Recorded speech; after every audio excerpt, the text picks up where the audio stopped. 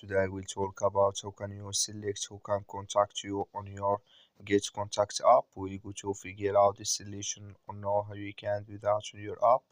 So you just follow these ways, then it's going to work with you.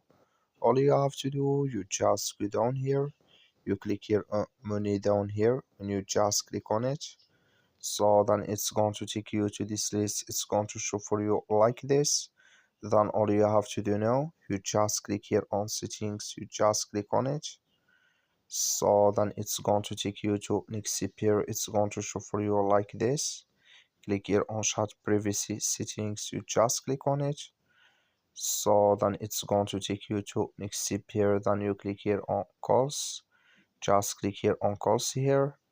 Then you come to next step in here in this list. Can you select here who can call you here in this list?